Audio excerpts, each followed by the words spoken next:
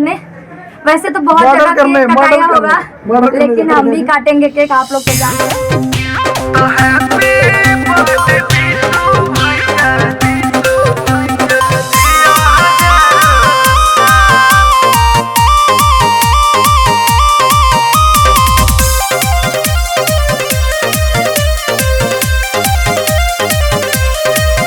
जन्म देवे वाली माई के सलाम करिले, तोरा लिखनी के भैया प्रणाम करिले।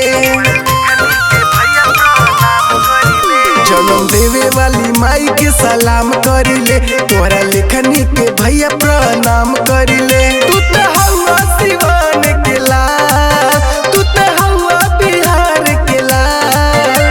तो हैप्पी बर्थडे बिट्टू भैया, जियो हजारों साल। तो हैप्पी बर्थडे बिट्टू भैया, जियो हजारों साल।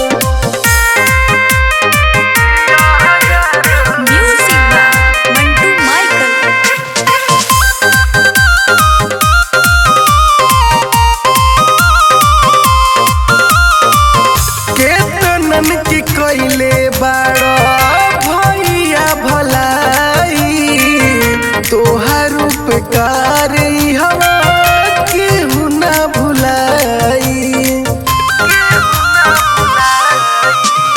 केतनन के कइले बाड़ा भैया भलाई, बर्थडे में तुहरे आज ठुमका लगाई। तेरा जीवन में बहुते कमाल, तू ते हवा सिवान के लाल। तो हैप्पी बर्थडे बिट्टू भैया, जियो हजारों साल। तो हैप्पी बर्थडे बिट्टू भैया, जियो हजारों साल।